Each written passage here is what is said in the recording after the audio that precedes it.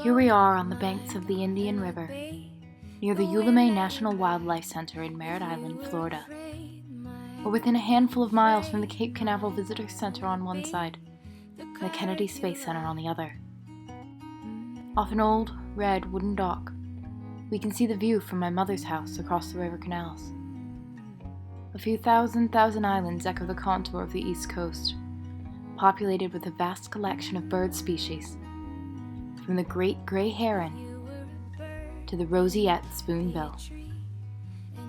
My family and I watch dolphins and manatees swim through these rivers most mornings. Be a dream, wherever you are, that's where my heart will be.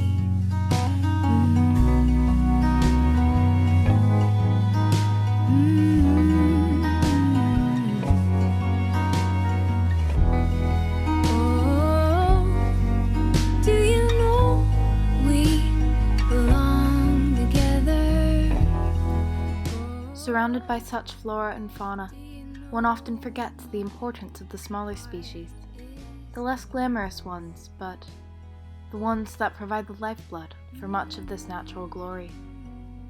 Predator and prey, macro and microorganism depend on the stability of the food chain to maintain their ways of life. And just about in the middle is this little guy. A light in the dark, my darling, for you.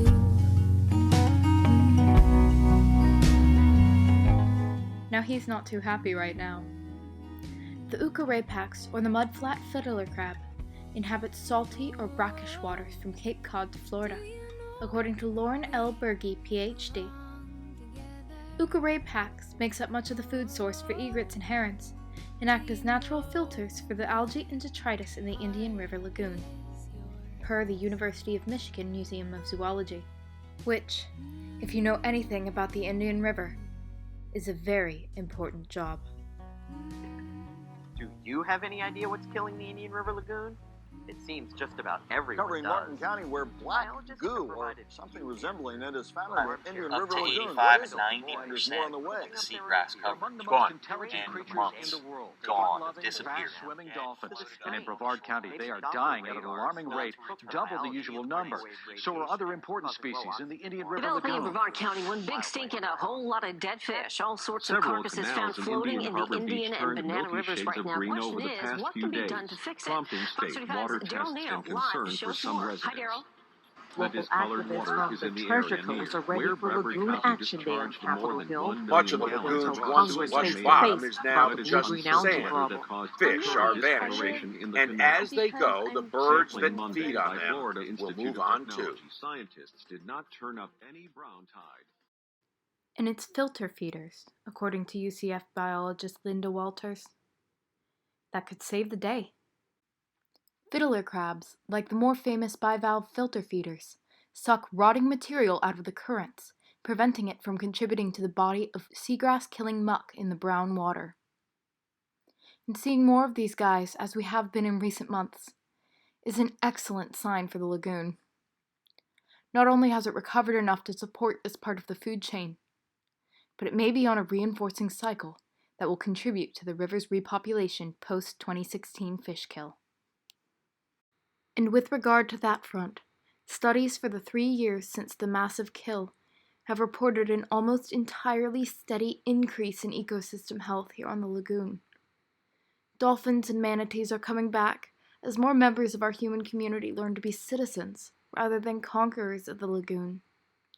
Whereas before the 2016 scare, boaters motored without regard through low wake zones, residents and companies alike filled their lawns with harmful fertilizer, people cut down native soil-anchoring trees and replaced them with weak ornamental ones, and entire counties dumped septic sewage into the common waterways. Local and state legislation, along with massive community efforts, have made the public more conscious about their actions. I remember in Cocoa Beach last year, when masses of locals boycotted restaurants that use plastic straws, until every local business stopped the practice. When kids from the local elementary schools wrote their first letters to Congress, begging them to let the manatees live.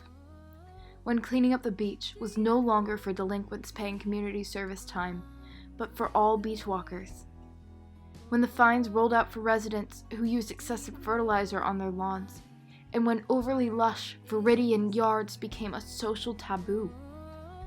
While there is much work still to be done, we are seeing the results of our efforts as the people who dwell along the banks of one of the country's most diverse ecosystems learns the importance of joining the natural cycles rather than overtaking them.